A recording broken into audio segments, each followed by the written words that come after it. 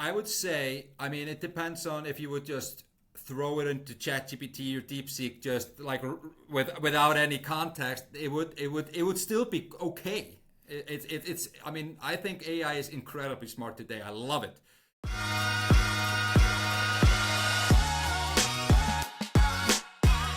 Hello, everyone. Welcome to Homebase, another episode here today with Omar. He's building a product called Optize that helps you analyze your website and removes the need of having data scientists, web developers trying to tell you all the things that you need to be tracking. So I'm going to pass it off to you, Omar, because I think you can explain your product a lot better than me. And I think you can also introduce yourself a lot better than I can. So please tell us a little bit about what you're building, and a little bit about the background, your background, and like what you've done in the past, and et cetera, et cetera. Absolutely. Well, thanks, David, and thanks for inviting me to the show. Happy to be here. My background is I'm a financial engineer that's kind of recovering from that part of my past. I used to work in banking. I was a consultant in Switzerland. And for some reason, I kind of always was fascinated and just gravitated towards marketing. I was working in Switzerland for Deloitte as a consultant, 14 hours a day every weekend. I was kind of burning out. And then I was hired at this tech company here in Iceland, where I'm from, Reykjavik in Iceland. And kind of was just by accident asked to lead the marketing stream over there. And I just fell in love with it. So that's kind of where my official role in marketing started. And then I became the CMO of this tech company, which is called Menica, and was selling software to banks all over the world. And I became CMO and was that for 8 years. And that's kind of how I fell in love with tech, fell in love with marketing, fell in love with B2B. And I really started to see a lot of difference between B2C marketing and B2B marketing, and just also feeling the pressure of being responsible for a lot of things like just lead generation and responsible for the website, and just realizing that marketing has a lot of hats. It's responsible for PR, SEO, website, campaigns, content, you name it. But all the other departments think you're just spending your day blowing up balloons or something. So that's kind of where I really started to get a hint of the problem we're trying to solve here at Optize. And then after 8 years at this software company, I joined the leading digital marketing agency here in Iceland called DigiDo. And I was kind of leading the B2B team over there. And since then, I've worked with over 100 B2B companies. I've seen under the hood of a lot of, dysfunctional teams and functional teams, and just seen a lot of the same problems come up again and again and again and again. And one of those problems is that marketing people, God bless them, I'm one of them, they are a special type of people. They're typically not very analytical. I have an engineering background, so I am quite process-based and analytical, but most marketeers, they kind of go to school and learn B2C marketing, and they just never really learn how to work with a lot of data or work with a lot of metrics and stuff like that. So that's kind of where I saw, and also they're very busy, and they just have very different, a lot of different roles. So I just saw that there's a huge problem here for marketeers. They just are swamped with a lot of different things. And we are really trying to tackle the problem of them not being able to kind of decipher and kind of analyze and crunch all this data that's available: campaign data, website data, SEO data, content data, all that data that's coming their way, and everybody's expecting them to kind of be on top of it, which they aren't usually. We're helping them kind of crunch that data with AI, but at the same time deliver it to them in a very understandable, digestible, and actionable way, so they can take the data and put it into action. And the use case we're kind of focusing on right now, kind of specifically, is the use case of websites. We'll be expanding into more stuff later, but the website, if you ask me, is the heart of any B2B team. And that's kind of where most of the leads come in, or the revenue comes in. So you better make sure that your website is found, and that when people find it, that they on search engines and stuff like that, and if people find it, that they love it, engage with it, trust it, and then they want to take that action you want them to take, which is typically a demo request or a contact us or a free trial and stuff like that. So that's kind of where we're coming from. I've been living this pain for a long time, experienced it firsthand, seen it with a lot of companies. So we're trying to solve it, and that's kind of where AI has been coming in quite strong, because it's allowing us to tackle this problem in a whole new way. Got it. Okay, amazing stuff. Yeah, I have so many questions. So go for it, man. So you mentioned dysfunctional marketing teams. Like, tell me a little bit about that. Like, what's a dysfunctional marketing team? Are they just chasing lots of rabbits, catching none, or like what do you imply when you're saying dysfunctional marketing teams? Like, where do you see the problems? I would say that the first problem is that most companies don't understand the value of marketing. For me, marketing is heating up the market, so you don't even the sales part becomes as easy as possible. So people already know you, they already know what problem you're solving, just because they've seen content or seen you around. That's the role of marketing, is heating the market up so that it's ready to buy. So I think a lot of companies just think, like I said before, you're just blowing up balloons all day. So they get a lot of different hats, and that means they're kind of split up into different directions. One day you're doing press release, another day you're doing campaigns, and another day you're doing website, and you're not an expert in all those things. It's impossible. So what happens is you get this riff with other departments, and there's a famous riff in B2B between marketing and sales, which actually should be kind of a unified team, if you ask me. But we sometimes call it the MQL SQL bridge, right, or dilemma. And that's where there's a marketing team, and then you have a sales team, and the marketing team is kind of responsible for driving leads to the sales team. And then when marketing goes, hello, sales team, here's all your beautiful and great leads that I've gathered for you this week or this month. And then sales goes, well, these leads suck, and they're not answering, or I want better leads. And then marketing goes, well, I just looked at the CRM and you didn't really respond to them until 3 days after they signed up or asked for a call. And that riff starts.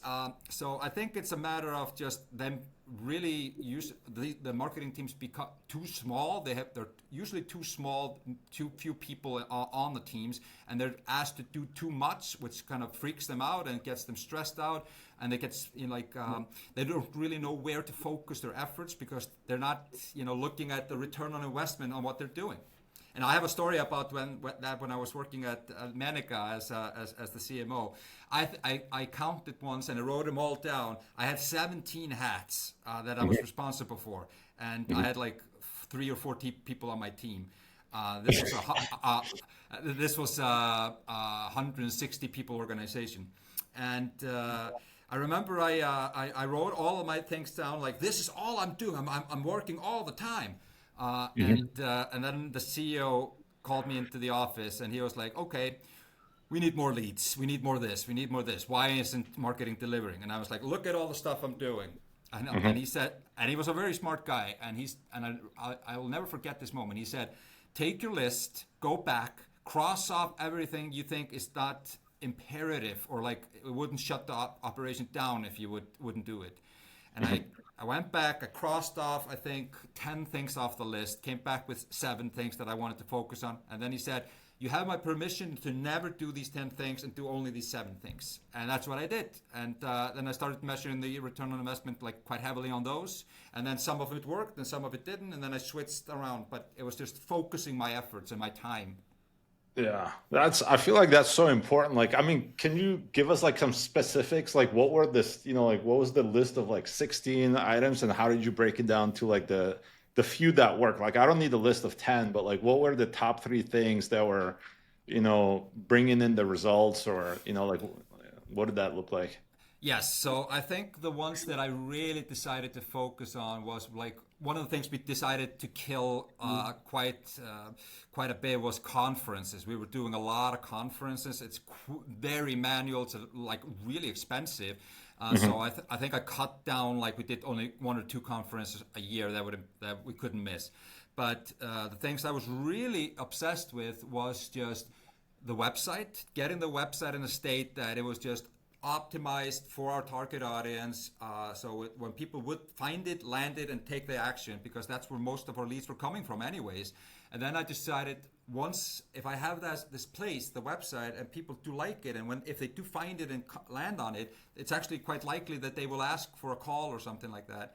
Then I figured, okay, how can I drive people to the website? And that's where content came in. So I just decided, let's just create a lot of good content. So then I went into customer research, which is also something I highly recommend. So because then everything else becomes so much easier.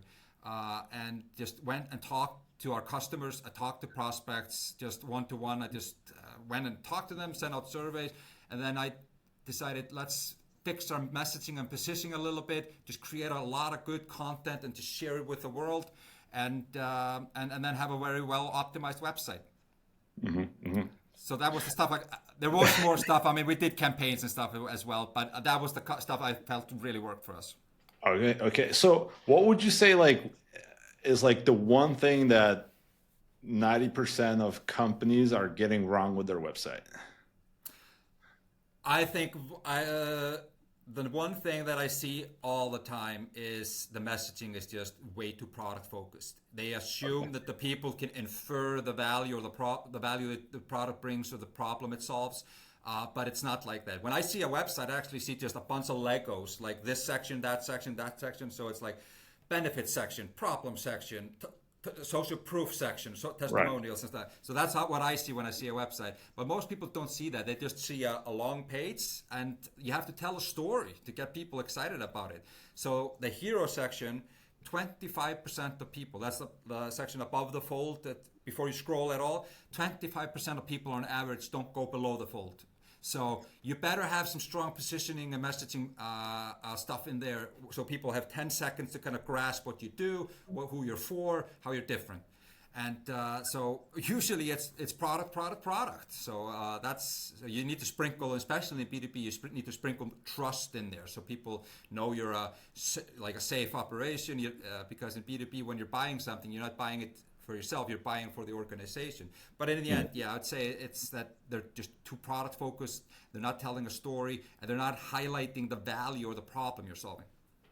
Got it. Yeah, I think I heard Clay is doing something interesting. I don't know if you follow Clay, but because everyone has these logos, and they think once you put the logos, you're set, right? And so Clay, what they do is essentially, I believe, you click on the logo and it gives you the customer story, like a video interview, I believe. Yeah. And so each logo that they have on the website comes with a story. And so, because I mean, I'm guilty of it too. We have some big logos on there, but what have we done for them?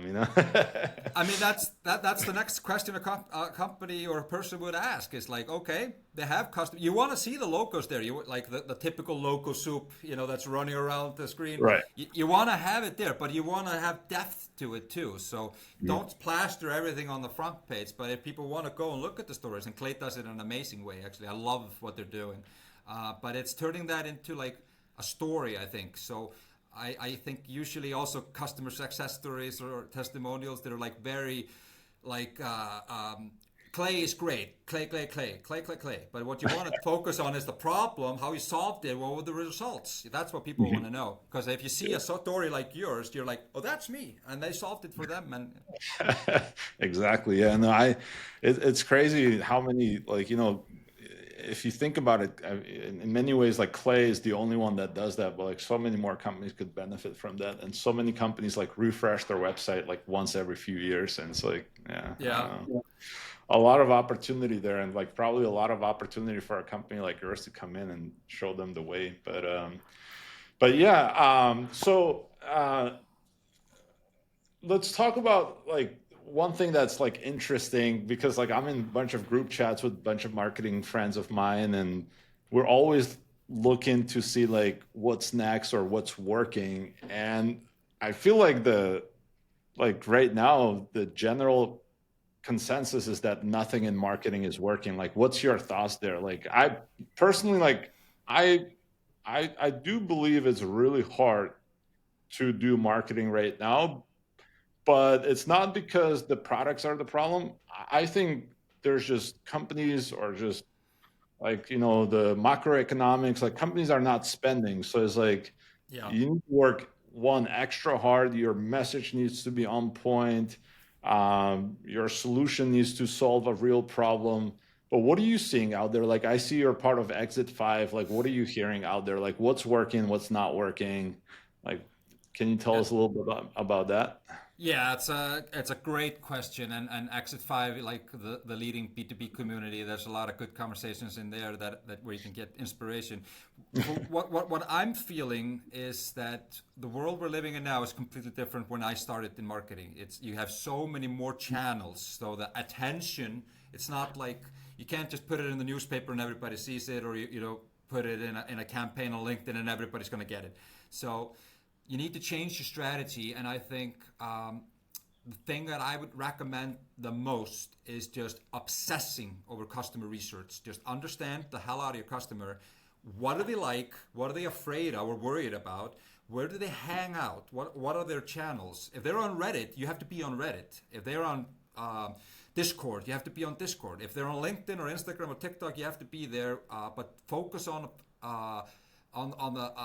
the channels you have capacity to do really well and do that really well. But what I'm seeing is working for us, at least, and has been working for the clients that I had when I was at the agency, is the old school kind of creating an ebook, putting it behind a form, and then nurturing the hell out of them until they, finally maybe buy from you.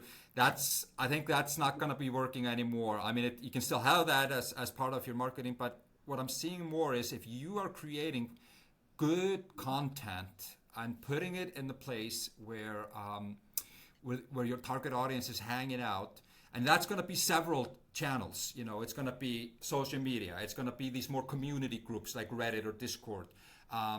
You need to be on the review sites if you have a tool like G2 or Capterra, Trustpilot, those guys. You need to if your audience is old school and it's hanging out in conference, you need to be there. But it's understanding your customer from beginning to end. And then I would say the one that I really have a disdain for now is outsourcing sales and marketing to an agency that's doing cold calls from somewhere else in the world, and they just don't know you, they don't understand you, they don't have the context, and they'll never have the passion you have. So that old school sales centers out there like calling on your behalf, I'm not for it, but it can work if you do it. I'm not opposed to cold calling or cold emailing. And actually, I would say email is one of the most underrated channels of all. I mean, I reach out to people all the time, directly through email or directly through LinkedIn.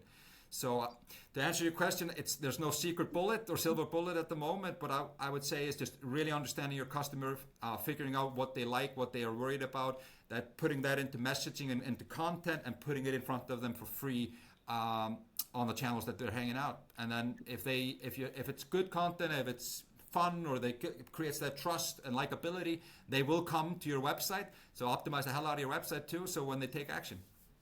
Got it. Yeah, makes sense. I've noticed, speaking of content, like I've noticed actually like some of these like content creators, like they usually actually share everything for free. And if you want to like, I mean, specifically like for course creators, right? Like if you want to actually, like if you want to do the course, like you can pay for it and they'll kind of bunch it up all in the, same like workspace or whatever, but all their content that's in the course is free. And so then I've noticed that businesses that do marketing well, they kind of do the same thing.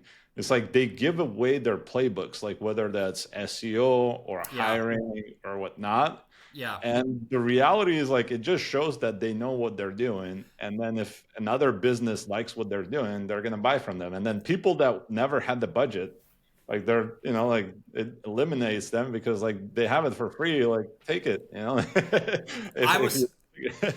Exactly. I was fighting it for a long time. I was like, no, what if you take away the paywall or the form, how are you going to nurture them?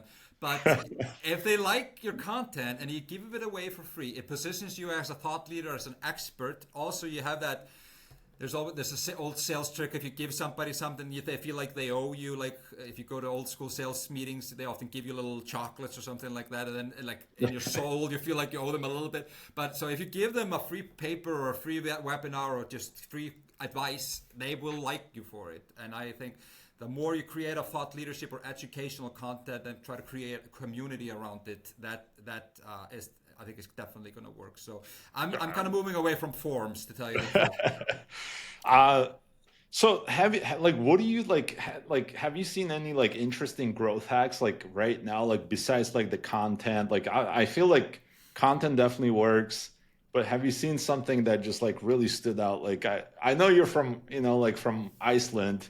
Europe, I feel like, is like great at marketing for whatever reason. Like they have great humor. Yeah. I lived in Slovenia for a while, and so I'm always like, I'm always impressed by the commercials that come out there. I feel like US needs to learn from Europe.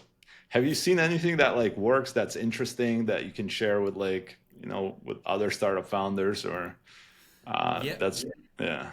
Like a hack. I mean, one thing that I am seeing that it started a couple of years ago that a lot of companies do, but it takes a little bit of a budget, is hiring just an internal content team or a content creator. Companies like Lavender, I don't know if you know that, like sales emails. Lavender. Yeah, they brought on a couple of these like famous content creators because they're kind of becoming celebrities of their own, these content creators, and then they kind of get hired by these companies. So that's one way to do it. It's just like hire a content creator that is kind of taking care of it for you, or bringing it a little bit in-house so you have control of it and it doesn't cost so much or take so much time to do it. But the thing that I'm really interested in is the automation part, marketing automation.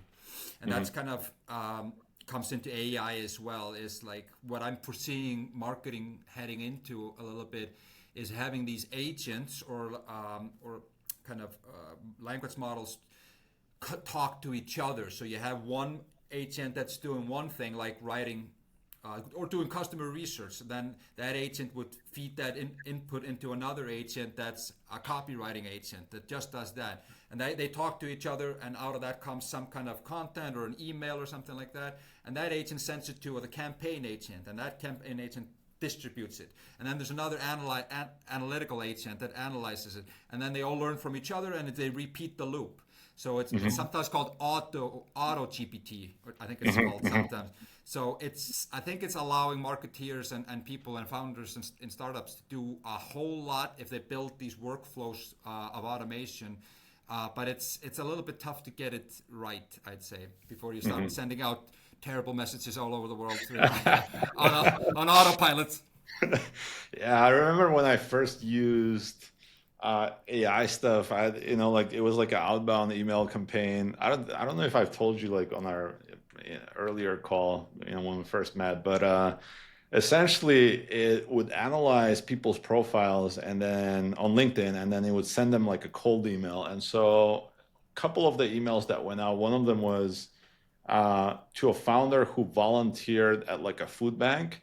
Yeah. And the AI interpreted the whole thing as like as if the founder was homeless, and and so when the email went out, it says like, hey, I noticed like you're homeless and you worked at a food bank, or like you used to go to a food bank and now you're a founder. Like, what an inspiring story. And the founder responded like, where did you store the hell did you see this? I mean, And then that's the thing.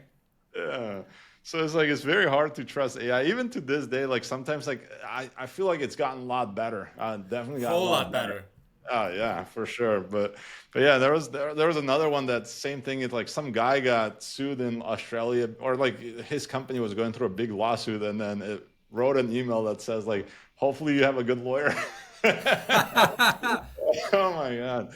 I mean, yeah, I used to send out millions of emails through like I don't know if you know the tools like Zoom Info and Oh yeah, Zoom Info. Yeah. yeah. Apollo. Apollo, Zoom Info, yeah. Yeah, absolutely. They do these automations where they have these databases of all the emails, and then you can kind of enter them into workflows. I used to do a lot of it, and once in a while, something terrible would go to one person, and they would threaten to sue us.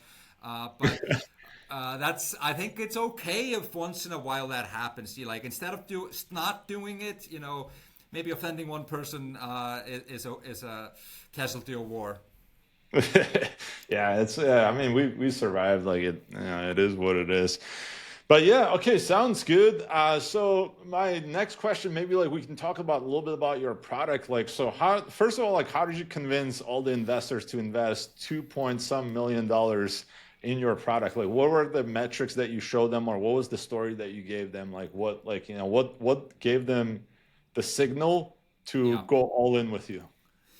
That's a fantastic question. I can just speculate, of course. I mean, I haven't, I can't read their minds. But what I think it was is that I actually think. I mean, I did a road show here in Iceland for the VCs and met with all of them, the main ones, and did several rounds with each one. So I think I kind of got a good idea what they're looking for. And I think actually what they're looking for first and foremost is an incredibly strong team that they can trust before the idea even comes into the equation.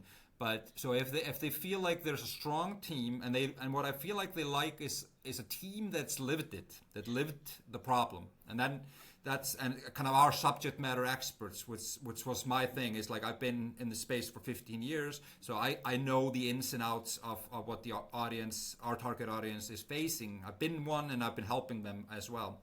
So I think the team is incredibly important. So I wouldn't, as we say in Iceland, skate over that part and leave it towards the end or not mention it. I would start, or at least early on, somewhere in the presentation, establish that credibility of that the team that's in the room is actually very knowledgeable and knows the ins and outs of what you're about to pitch. Then the problem. I would always start with making sure that you have a real world problem that and you can kind of convince them that this is a real problem, and then you have to back that up with something. Also, what I think is good to show is that this problem is relevant now more than ever because of some trend that's happening in the world. So the story I was telling is, listen, online sales are growing incredibly fast. We're seeing like online sales grow by 10% every year now for B2B. And that's one just fact that we have, is that online sales are growing. What does that mean? That means that digital channels or online channels are going to be are incredibly important, but are going to be growing and becoming more important every year now for certain types of companies. For instance, B2B companies or SaaS companies. And then I followed that up with, okay, so who's responsible for the digital channels at these companies that are relying on online sales? The trend is it's moving over to marketing or some kind of revenue department. It used to be IT, which was like, is the website on? Yes or no? And that was the world. And now most companies have figured out, hold on, it's a revenue channel, and we need to there's so many things that come together there. And it's kind of sitting on marketing. And the problem with that is, like we talked about before, marketing is not very analytical. They're not not usually a website expert. They didn't go to school to learn about websites. And they're just very busy with a lot of hats. So they never have time to focus on it. So and then at the same time, 90% of the world's data was created in the last few years. So the data is just growing so much. So this pitch was, you have online sales growing. You got companies relying on their website for lead generating revenue. You got marketing handling all of that. They're not equipped to do it. They need a tool. All the current tools are just too clunky and too complicated. There's so much data out there.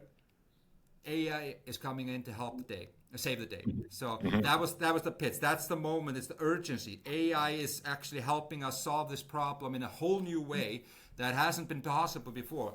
That's why all these current tools for website analytics or optimizations, like Google Analytics, everybody knows that, Site Improve, SEMrush, these tools, I've been using them for over 10 years, and I just I have to say, I just really don't like them, and they've gone into too far into a direction which is clunky, too complicated. They're just showing you way too much information and too much data at the same time. Nobody knows how to take the information and put it into action. So that was the kind of the pitch that we went for, and I've backed that up with metrics about how much online sales is growing and how much time is wasted and stuff like that. So and how potentially much they're losing in pipeline on having a bad website or sales and marketing. Got it. Yeah, I feel like, well, there's two things. Like I feel like Facebook ads like has become like so much harder. Like I used to be able to log in, set up an ad, no problem. Now I'm like, I go in there, I'm lost, and so I need like an outside agency to kind of like help us out with things, right?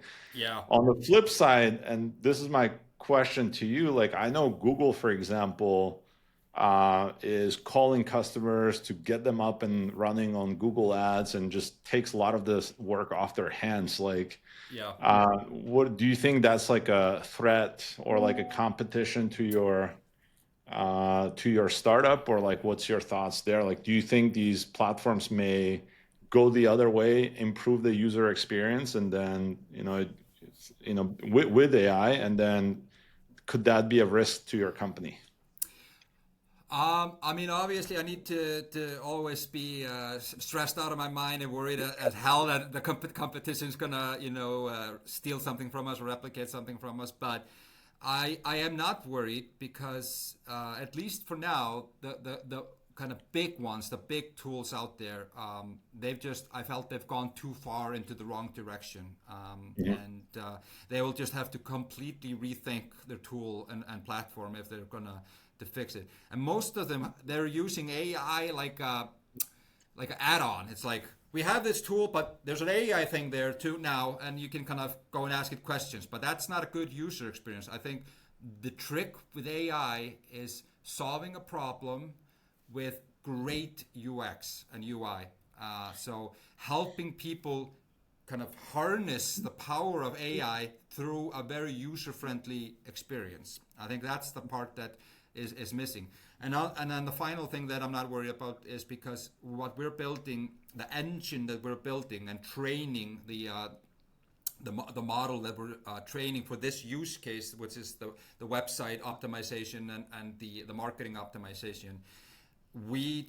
I don't think they're going to be able to replicate that, at least not fast. So, because we've spent a lot of time and effort, just almost 2 years now, in kind of creating the holy Bible for what's a good B2B website, what should be there, what shouldn't be there. And if you're going to change something, this is how you do it. So we just have such a big database of like what is the most important and relevant stuff for our use case that I think it's going to be tough to replicate that engine and prioritize the information that we're showing. So what we do is we show them kind of more insights and recommendations instead of metrics and line graphs.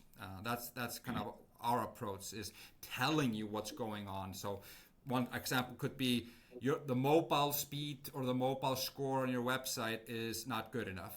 You're only ranking a 37 out of 100. You need to do these 3 things to fix it. Normally it would be like a very jargony kind of syntax error or something like that, which would be difficult for normal people to understand and how they should fix it. So that's our secret sauce, I'd say, is the insights engine, we call it.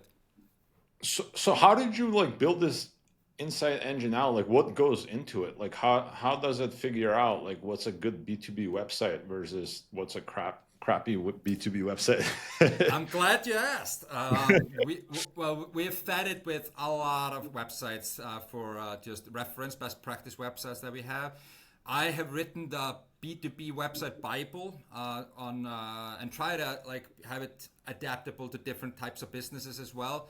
But I mean, one thing that's very important, and I would recommend this for any company, is go niche on your target audience, at least especially in the beginning. Don't try to do it for everybody. We decided to focus heavily on B2B because we just know that world really well. So yes, we're scanning a lot of best practice websites, feeding the engine with that. It's feeding the Bible and template that I've written. which it has everything that I think is important about a B2B website and what my team thinks. It's also just learning from the users that we have in the systems now. So it's several things that come together. But I would say, I mean, AI is only as good as the data you feed into it and the prompt engineering you feed into it. So we have also really advanced prompting going on because, and it's kind of twofold. It's the logic. It's like taking the data and making logic, like making sense of it. What is important? What's going to make the most impact? What is the real story here? And then how do you deliver the answer so somebody else is going to get it and understand it? So the delivery of the format of the response. So you have to think about those two things. But I think those that all coming together inside our engine is coming out beautifully. Got it. So if someone uses your product, right? Like before your product, you would need I feel like a team of like marketers / I don't know, developers, data, whatever, like to give you the analytics that you need, or you just needed like a marketing agency. Like how many positions does your product kind of like replace now? Like, or not replace, but like at what point, so two questions. At what point does your product still needs a human in the loop? Who should that person be? And which positions are now obsolete because of your product? Like, can you walk me through that? Yeah.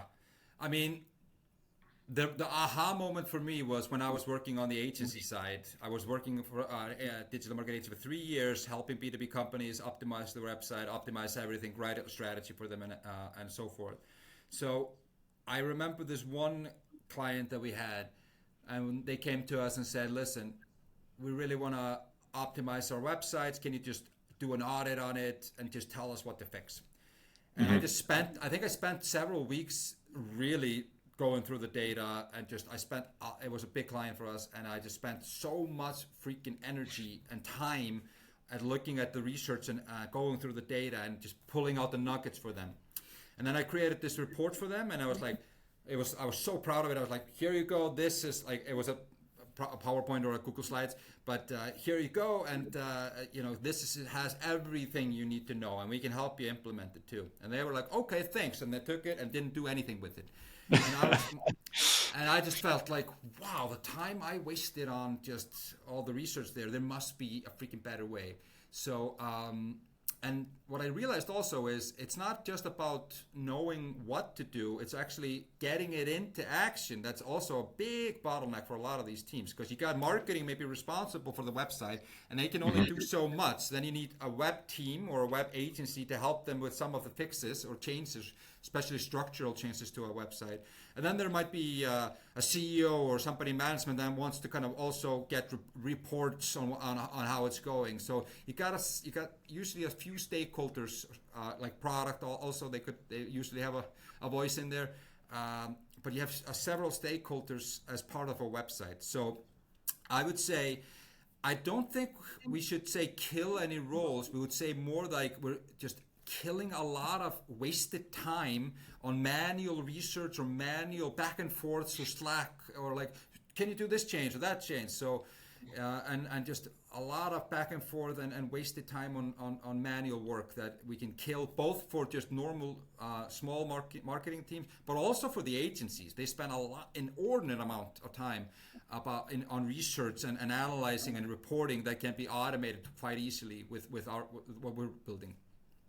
Got it. So if you were to compare like whatever you've created on that day that you mentioned earlier for this client versus like the output that you get from this product, like how well would you say AI sizes up to like human effort? I would say, I mean, it depends on if you would just throw it into ChatGPT or DeepSeek just like without any context, it would still be okay. It's I mean, I think AI is incredibly smart today. I love it.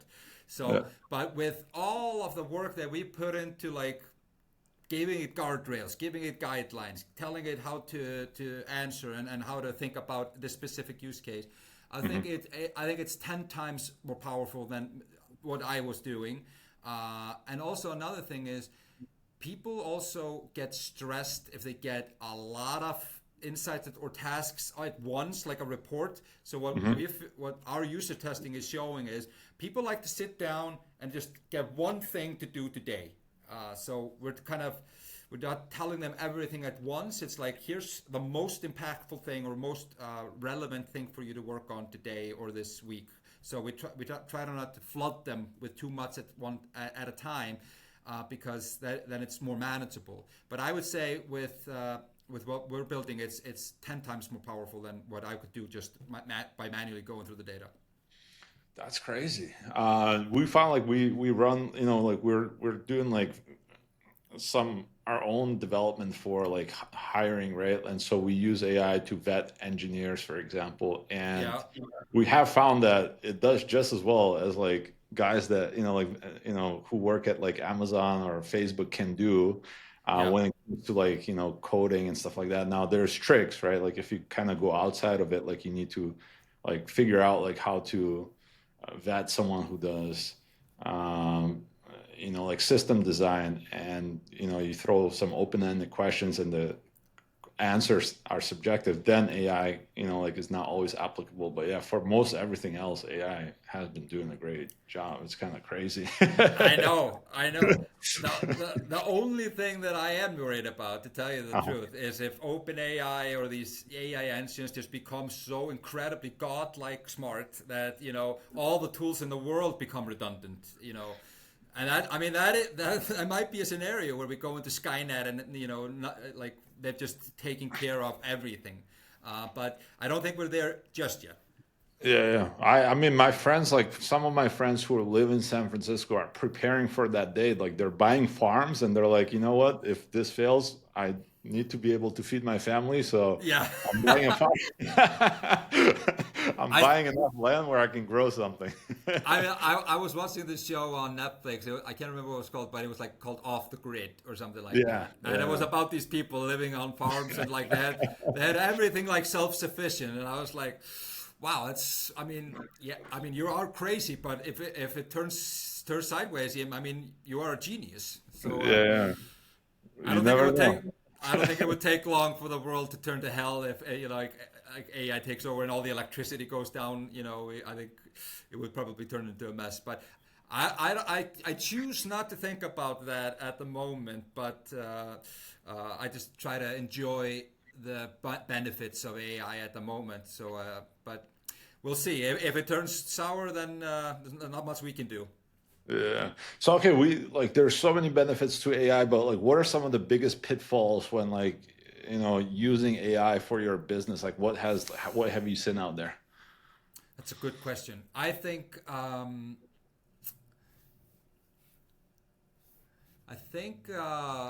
of the things I did mention was that just using AI for AI's sake without giving it the proper context or guidelines is a big mistake that a lot of companies do. I would say also just like right now we use AI a lot internally for coding. We use Copilot and Cursor, and my coding team or developer team, they love Cursor. I don't know if you've checked that out, but it's just they're saying at least 5x on what they can achieve with that. So I think sometimes what they'll say is if you just turn Cursor on blindly, it will mess with the holistic code, the big picture of the code. So you still need to, I think you still need to kind of hold AI's hand a little bit, but not just trust it blindly. Also, if you're writing copy, like read the copy before you put it out. If it's a blog or something, read it, because it will sometimes also hallucinate. Everybody's had that where it goes into a mode and just puts out really wrong information, and then you're like, that doesn't sound right. Well, certainly, you're right. It doesn't. This isn't correct. So it will still make mistakes, but the more you kind of, give it love and guidelines, it is incredibly powerful. But then at the same time, if you're building it as part of your product, make sure that you're just not AI tool, deliver it through a great user experience. Got it. For instance, sorry, to add to Yeah. that, a lot of companies will add a chat window. They will open up a AI, they'll just put open AI ChatGPT window inside their tool. We have AI now. That's not AI. That's you need to think about it a little bit, make it easy for people to use and beneficial. Yeah. Well, speaking of like tools or whatnot, what's your favorite go-to AI tool or product besides your company? That's a good question. I mean, I have to say that I am in love with ChatGPT. I just use it every day a lot. But Mhm. I don't know, it's not an exciting tool to talk about. So Are you subscribed to the highest tier or like the yeah. or yeah, We just have okay.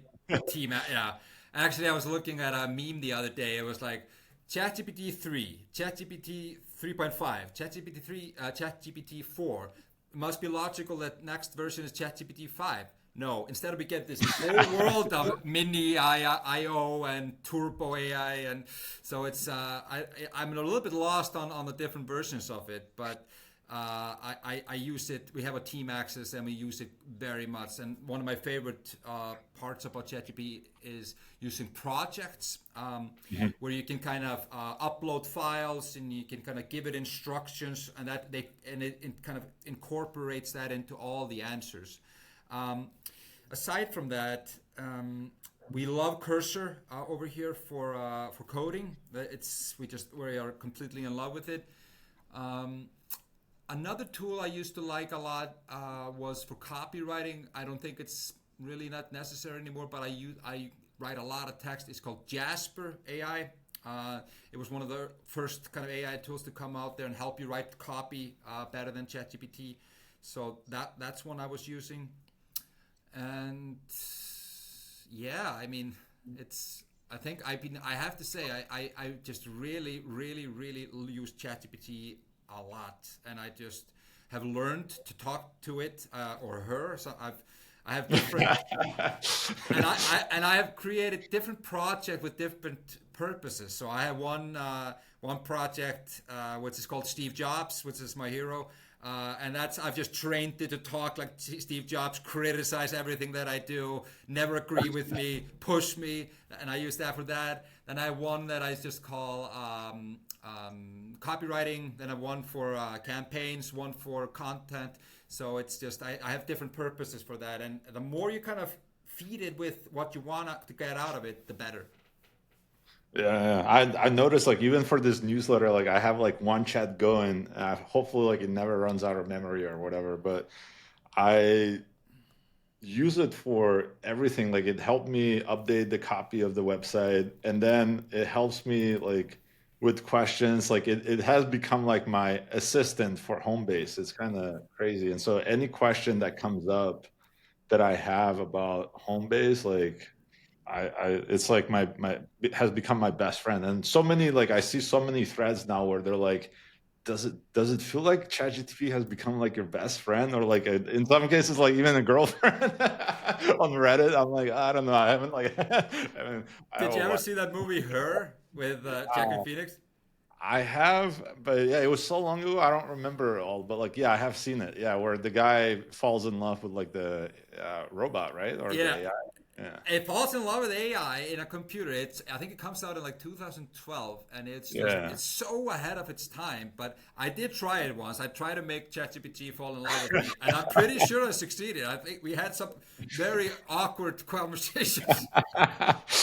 Oh man, yeah, crazy. But so okay, what are like some things that piss you off about like the whole AI revolution? Like what anything that you can share with us? I think it's everybody just putting AI stamp on their tool when they don't really use AI, or they're just using a plugin from OpenAI. So that really pisses me off because we're really baking AI into the user experience of our tool, but not having it kind of as a crutch. And that's what I feel a lot of these tools are doing. There's like, we're AI powered, AI driven, AI, and it becomes a kind of jargony word that kind of loses its meaning. It should be baked into the user experience quite heavily, and not just a window where you can go and ask it things. So I think that does irritate me a lot, because when I say we're AI powered tool, people are like, nah, everybody says that. Yeah, got it. Yeah, I would agree. How much time do you have? Because I'm trying to figure out how many more questions I. I'm good for at least next 15-20 minutes. Okay.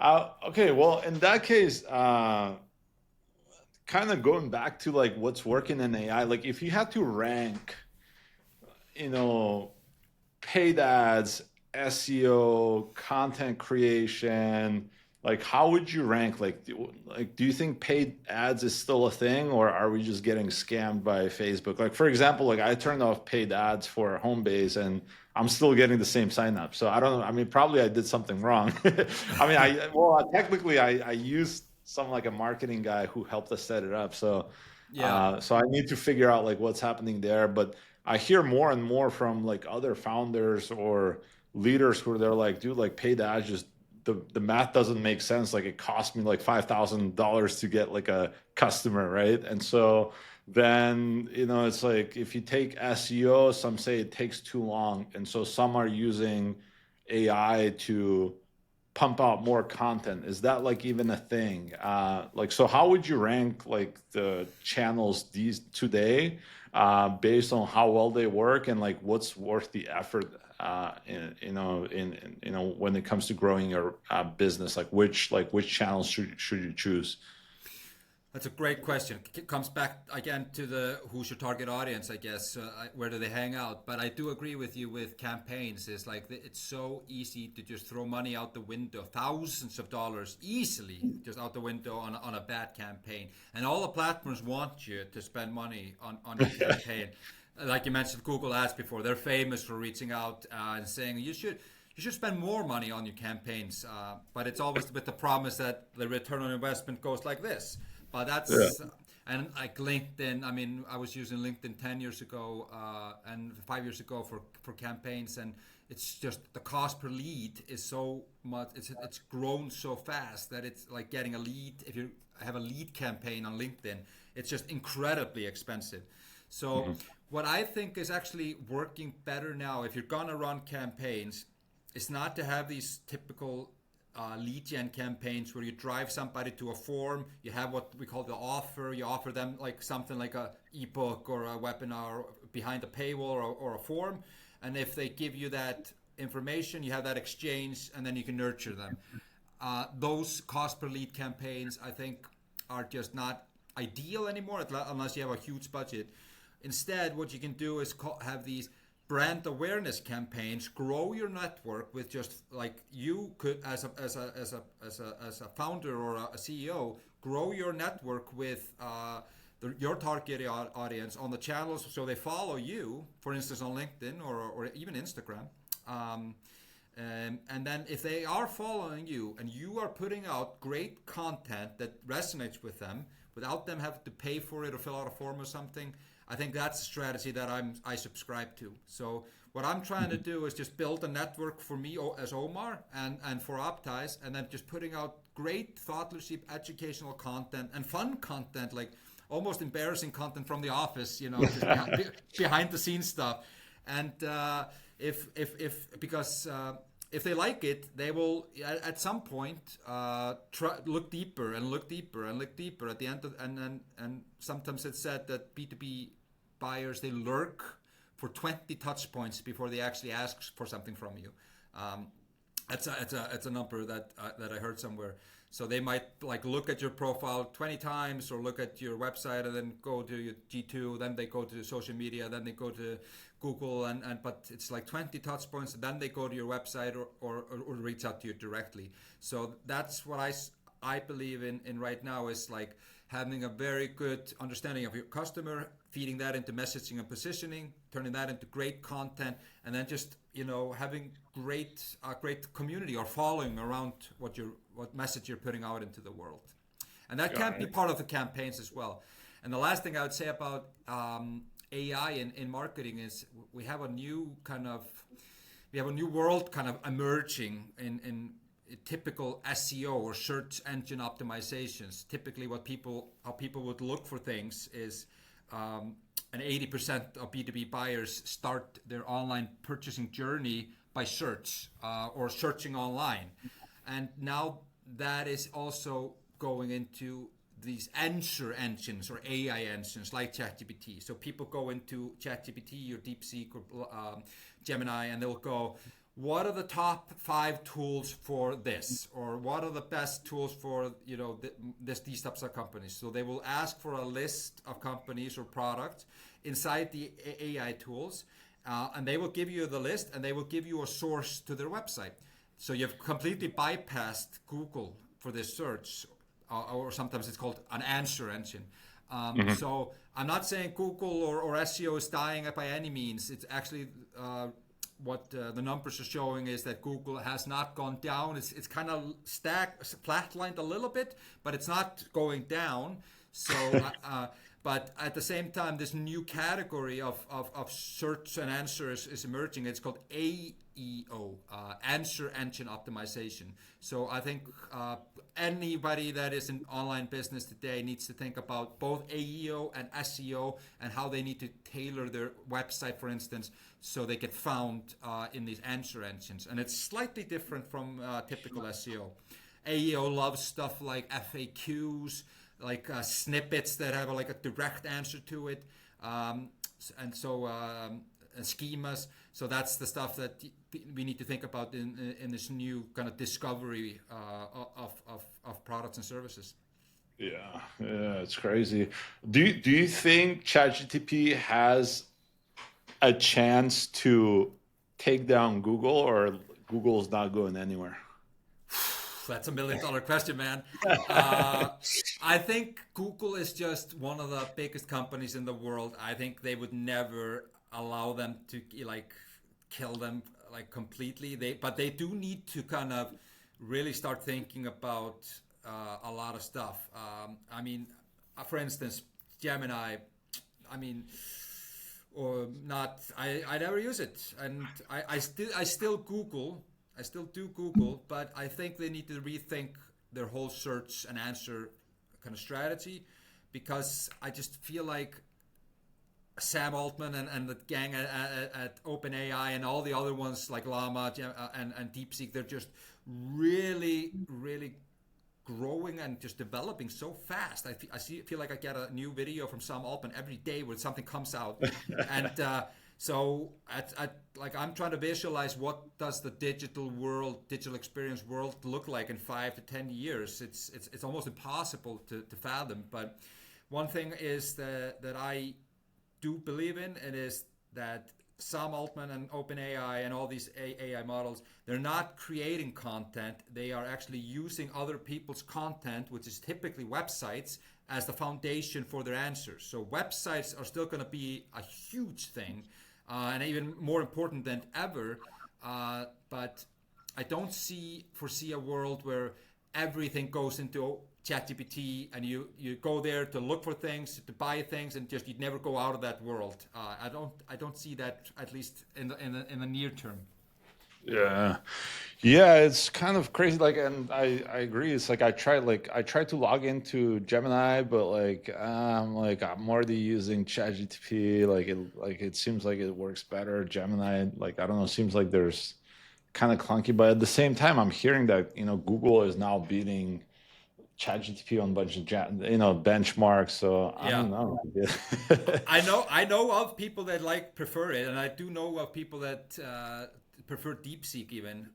Wow. I don't know. I just don't kind of trust them. I don't know why, but I just feel like that. I do feel like there's a race going on, and it's not clear who's going to win. But we're just moving into a world where people are going to be looking for information in a different way than. And it does annoy me sometimes when I am Googling and I just don't find the answer within 6 seconds. And I'm like, goddamn Google, why can't you just put the answer in front of me? And then let's just go to ChatGPT and look for it. But at the same time, I feel like you do need to verify and validate the answer that comes from ChatGPT. I just can't take it blindly. Got it. Yeah, sounds good. Tell me, last couple of questions. Like, tell me a little bit about Iceland. I didn't know Iceland has like a startup scene. Like, I haven't like, is that a thing there? Or? Yeah, it's a thing. There's not many of us over here. We're only around 400,000 people, but we're quite tech savvy and developed and we're pretty crazy with when it comes to just innovation.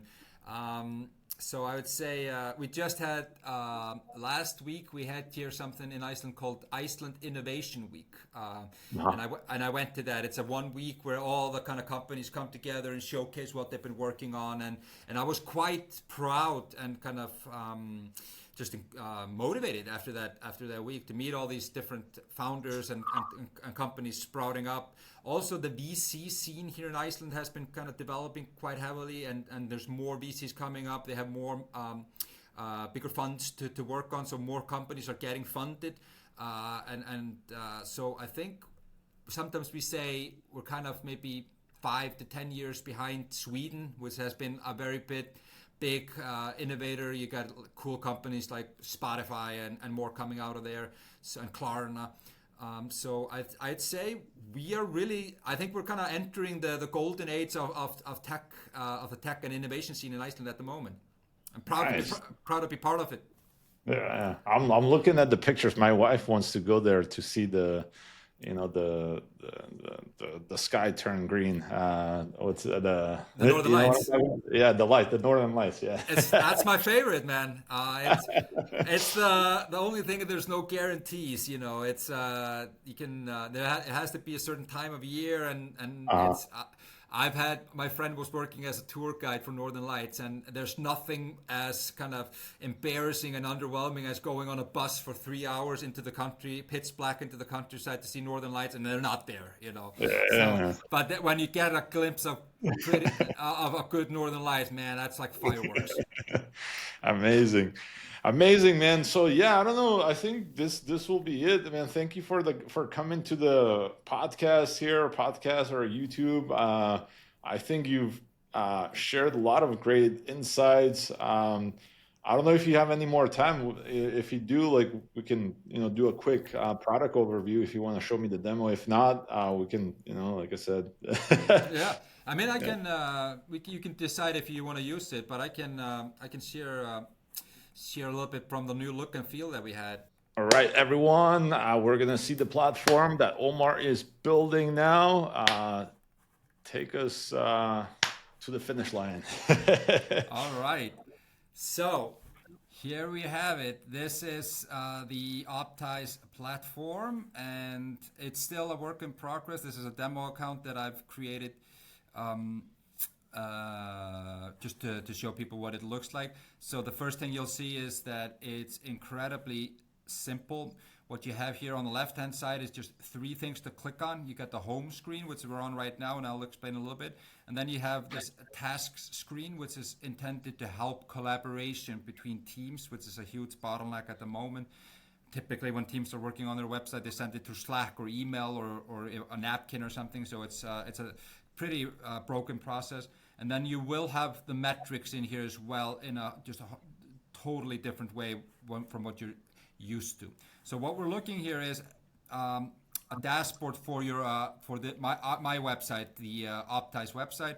So up here you'll have a welcoming message, and then you have this overall score for your website. So we're scoring at a 90. It's kind of embarrassing. We should be at 100 because we're a company that we should have the best website in the world.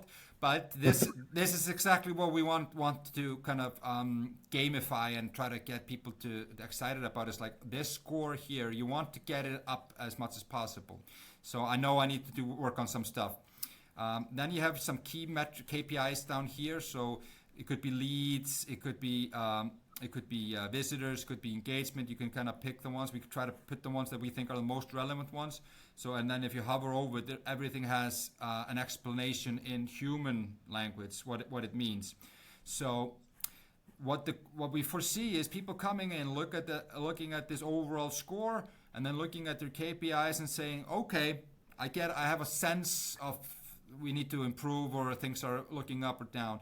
But then essentially what we have here below, these are the what we call the insight cards or insights themselves. And so here we have one which is a weekly report that goes out automatically. And if you click on it, you can see just kind of different things about how things have been developing, an interesting find of the week, what does this mean for my website, and then you can kind of see it over time. And if there was anything actionable to work on, it would kind of appear up here in suggested tasks. So let's find one. If you went down here, so these insights, they're split up into different categories. We have highlights, fun facts, then we have the issues, which is typically what you need to fix, or opportunities, where it's like opportunities hidden in the data. And then we have learnings where we kind of send blogs and podcasts and webinars to people. So let's look at this issue right here.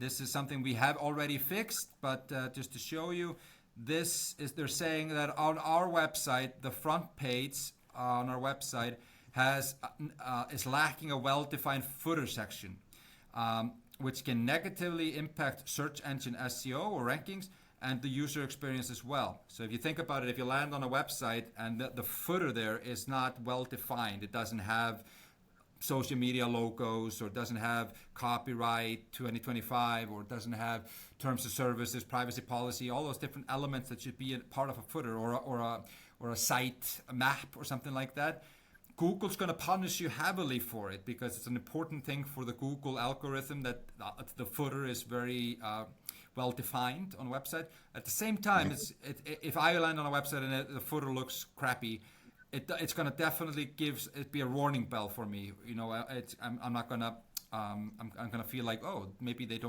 not on top of things. So for this particular insight here, we explain it a little bit, and then here on the right hand side you will have these tasks that you can work on. So add current navigation links to the footer. This is the first task. So then you would click on that, and then it'll explain what you should do, what you will gain from doing it, and here's tips on how to implement it. So that's kind of taking you through an insight to the tasks that are going to fix it or capitalize on it. And then the next step for us is actually you would take this task and you would actually just assign it to somebody on your team, and that would go into this tasks guy right here, and kind of you can track it there, and we'll connect to all the project management tools like Jira or Asana or Trello. But there will be a Trello board in here which you can kind of use to track if this task is being completed.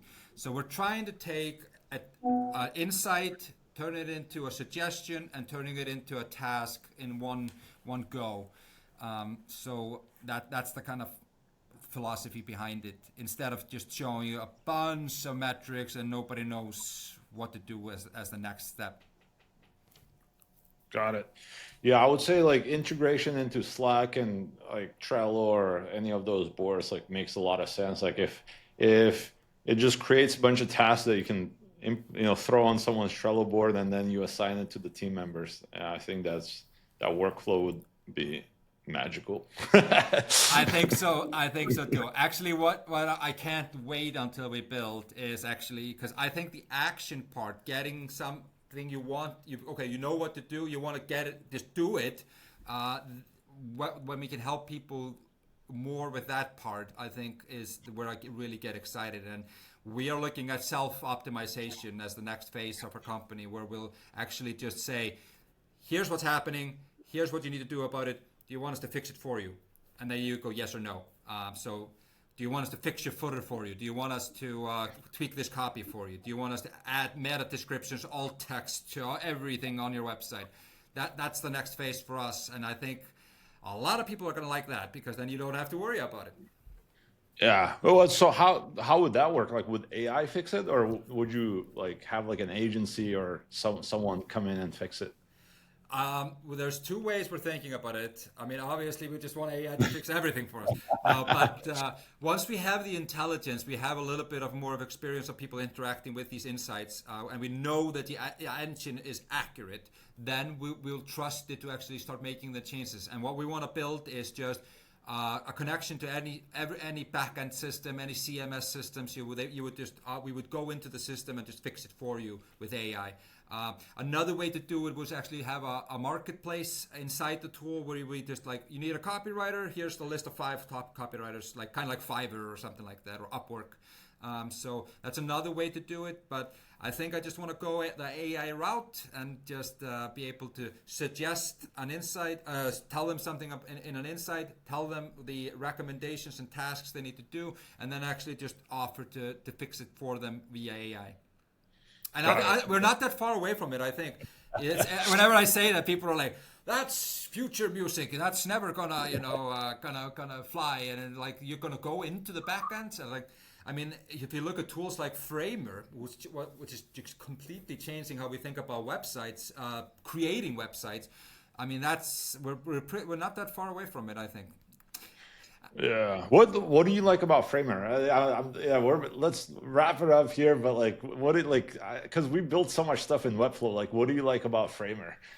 I think what I like about Framer is the kind of what you see is what you get. Part of it is like you can build the website and just it changes in real time. Kind of like it's like Figma for websites, kind of.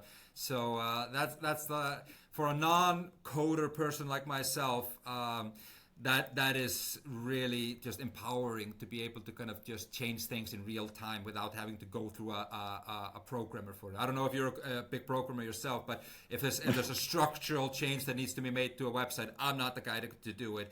However, I love having a good CMS system where I can go and just change the text, to change the images myself, but you can only take you so far with that.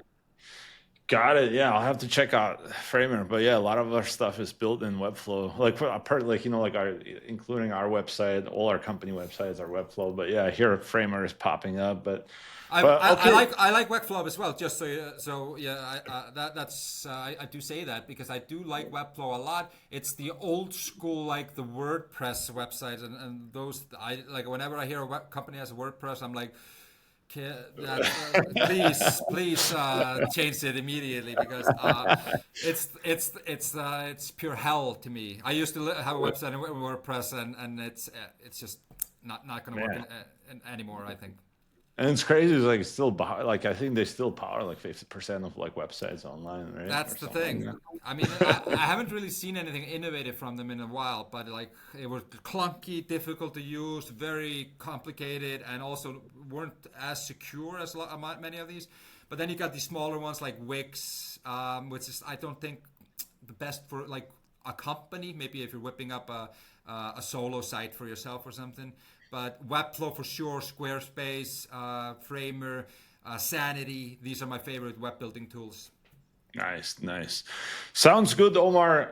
It was great talking to you. Thanks for bringing the insights. If anyone is looking for a tool that will make your life easier when it comes to website analytics, Omar is the person to talk to. We'll drop the link in the email as well as our social media posts about the product that he's building and Omar's personal LinkedIn. So reach out to Omar.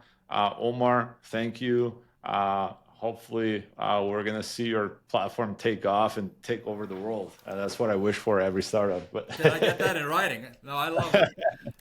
Thanks for inviting me to this show. It's been real fun to have this conversation. And if anybody's interested, it's optize.com. And let's see where we go. All right, perfect. Thank you again. Thanks, man.